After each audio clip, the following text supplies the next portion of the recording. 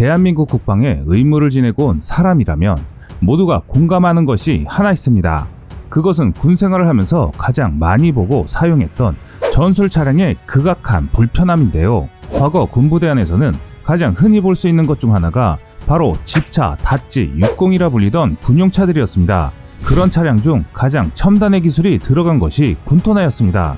군토나로 불렸던 이 차량은 대한민국 국군의 대표적인 소형 전술 차량으로 다양한 사용 목적에 맞게 개량되어 20년이 넘도록 한국의 대표적인 전술 차량으로 자리매김해왔는데요. 언제부턴가 한국은 미국의 구형 집차가 아닌 한국산 자동차를 개발하여 전군의 차량을 군토나로 교체하기 시작했습니다. 당시 저도 군 생활을 하면서 군토나를 처음 봤을 때 정말 한국 군대 많이 좋아졌다고 감탄했었는데, 그런데 이제는 그보다 더 훌륭한 전술 차량이 나온다고 하니 한국 군대 운송수단이 정말 많은 발전을 했구나 하는 생각을 지울 수가 없습니다.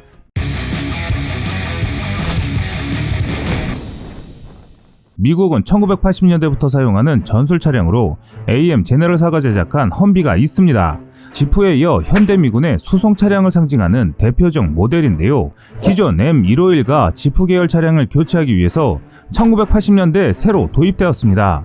고기동성 다목적 전술 차량이라는 뜻을 지닌 HMMWV는 험비로 잘 알려진 미군의 군용 전술 차량입니다. AM 제너럴이 개발해 1985년 양산됐고 1989년 파나마 침공 때 처음 실전에 투입되었습니다.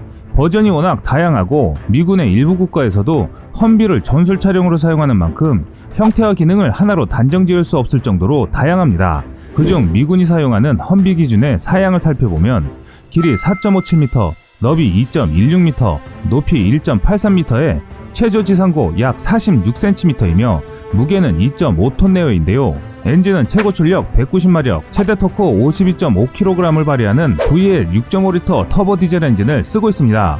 변속기는 4단 자동이며 하이 로우 기어를 갖춘 2단 트랜스퍼 케이스도 갖췄습니다. 등판 경사각은 무려 60도에 달하고 깊이 76cm의 참호도 통과하는 전천후 성능을 자랑합니다.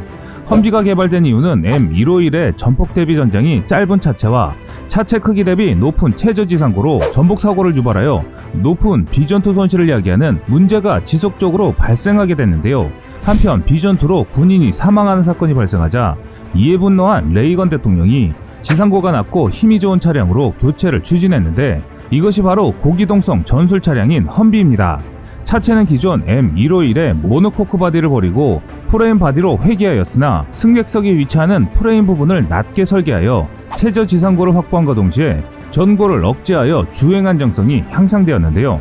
그래서 우리가 많이 알고 있는 대표적인 차량으로 미군이 사용하고 있는 험비는 고성능 사륜구동 장갑 수송 차량으로 전쟁이나 국지전에서 맹활약을 펼치며 미군의 대표적인 튼튼한 자동차로 이미지화되어 있습니다.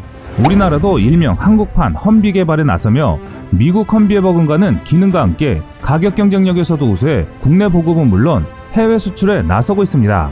우리나라 군대를 다녀온 남자들이라면 누구라도 과거 한국의 집차에 탄 경험들이 있을 것인데요. 기존의 한국 전술 차량들은 크고 불편했으며 나날이 발전하는 현대화에 뒤처지는 가장 대표적인 운송수단이었습니다. 그래서 한국은 한국 지형에 맞는 새로운 전술 차량을 개발했습니다. 이번에 기아자동차가 새롭게 개발한 소형 전술 차량은 노후된 기존 군용 차량을 대체하기 위해 개발됐습니다. 또한 육군 12사단, 해병 2사단 등 실제 야전 부대에 배치돼 야전 운용 시험을 거치면서 실전 검증을 거쳤습니다. 소형 전술 차량은 범용성 있는 플랫폼을 갖춰 향후 개발하는 다양한 목적과 무기 체계에 폭넓게 적용이 가능하게 설계되었습니다. 4인승 카고 컨셉카에 기반이 되고 있는 소형 전술 차량은 방위사업청의 주관으로 기아자동차가 개발한 한국군 최초의 다목적 전술 차량입니다. 현재 각 군에 배치되어 전투력 향상에 크게 기여하고 있습니다. 주요 제원으로는 225마력의 유로5 디젤 엔진을 장착했으며 8단 자동 변속기, 사륜구동 시스템, 내비게이션 차동 잠금 장치, 전술 타이어 전자파 차폐 장치 등 첨단 차량 기술 및 군용 특수 사양이 적용됐습니다. 이 차량은 부대장과 장교가 탑승한 상태에서 이동 중 전후방 부대에 지시를 내리는 임무를 수행할 뿐만 아니라 약간의 개조를 통해 다양한 용도로 사용될 예정입니다. 현재 지휘용으로는 4인승, 8인승이 있으며 기갑수색용, 포병 관측용, 정비용 등 기본 5종으로 다양한 형태로 개발되었습니다. 추후 통신장비 탑재 차량, 유도무기 탑재 차량, 화생방 정찰 차량 등 다양한 모습으로 변형될 예정입니다.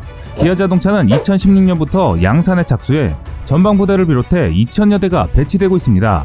기아차의 소형 전술 차량은 최고 속도가 시속 135km에 이르러 미군용 험비의 113km를 넘어섰으며 마력도 뛰어납니다. 또한 생산 단가는 미국 험비의 절반 가격으로 경쟁력이 매우 우수한데요.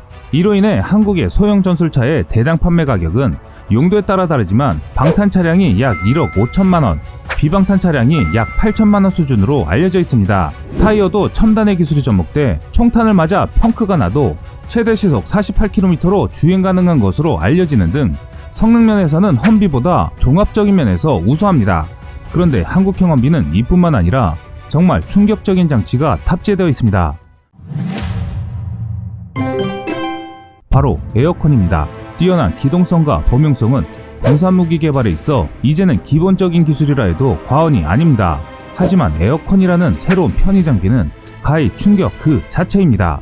기존 군용 차량을 타본 경험이 있는 사람이라면 차량에 장착된 에어컨이 무척 반가울 것입니다. 저도 군 생활을 하면서 혹서기 훈련을 할 때면 항상 아쉬웠던 부분이 에어컨의 부재였습니다. 저뿐만 아니라 군대에 다녀온 남자들이라면 대부분 냉방장치가 장착되어 있지 않는 기존 군용 차량을 타며 더위에 고생했던 경험들이 있을 것입니다. 그런데 이번에 개발된 새로운 소형 전술 차량에는 에어컨이 기본으로 탑재되어 병사들의 쾌적한 컨디션을 유지할 수 있게 해줍니다. 수송수단으로서의 역할뿐만 아니라 이동 시 병사의 전투력을 유지해 전투의 효율성을 높이는 것은 전술차가 가지는 중요한 역할 중 하나이기 때문이죠. 과거의 소형 전술차는 지휘관용 1호차로 알려진 기아의 레토나 기반 K131 군토나였습니다. K131이 단순히 업무 이동 유지에 사용된 데 반해 새로운 소형 전술차는 지휘 차량뿐만 아니라 수색 정찰, 근접 정비 지원 등 여러 임무에 활용될 수 있도록 만들어진 것이 특징입니다. 기아차는 소형 전술차 개발을 위해 정부로부터 수백억 원을 지원받았으며 약 1000억 원의 개발비를 투입한 것으로 전해졌는데요. 지난 2012년 국방부와 차량 공급 계약을 맺었고 2018년 1월에는 정부가 진행한 시험평가에서 모든 항목의 기준을 충족해 전투용 적합 판정을 받았습니다. 특히 소형 전술차는 적의 소총 공격 같은 방어 능력이 취약한 K131과 달리 방탄이 가능하도록 설계되었으며 일반 도로가 아닌 산악 지형에서도 운영할 수 있도록 만들어졌습니다.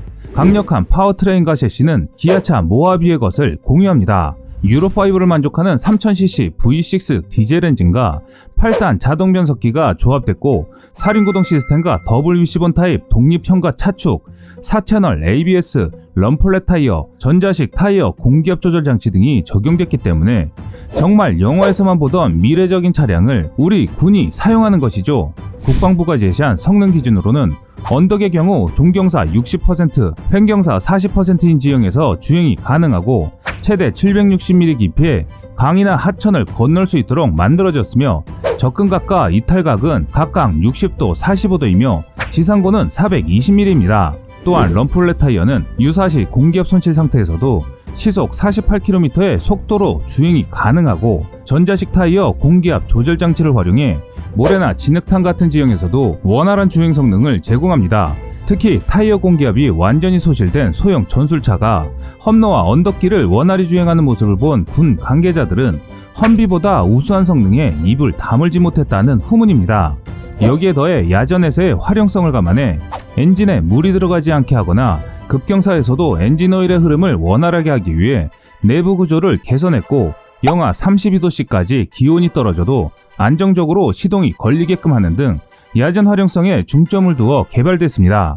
이번 한국이 개발한 소형 전술 차량이 가진 가장 중요한 특징 중 하나는 적의 공격을 방어할 수 있는 방어력이 군용 차량 최초로 부여됐다는 점입니다. 기존 군이 사용한 군용차는 방탄 능력이 없어 전장에서 탑승자를 보호하는 임무는 수행하지 못했습니다. 사실 말이 군용 차량이었지 일반 양상차에 개구리 무늬만 입힌 것이라고 해도 과언이 아니었습니다. 하지만 이번 기아 자동차의 새로운 소형 전술차는 설계 초기부터 방탄 성능을 염두에 두고 만들어져 적의 공격에 대응할 수 있는 능력을 갖췄습니다.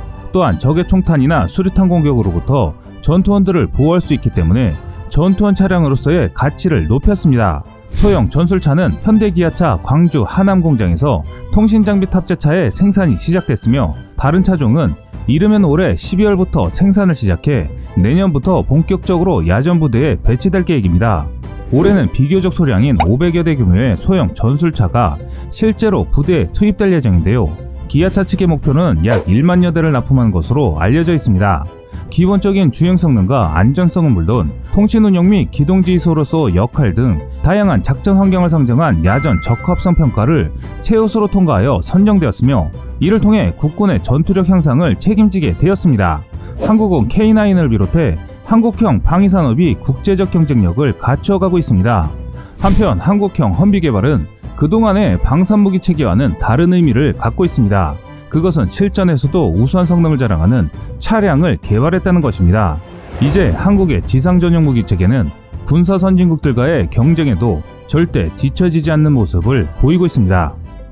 지금까지 세상의 모든 군사 무기를 얘기하는 꺼리투브였습니다. 시청해주셔서 감사합니다. 구독과 좋아요, 알람 설정은 좋은 영상을 만드는데 많은 힘이 됩니다.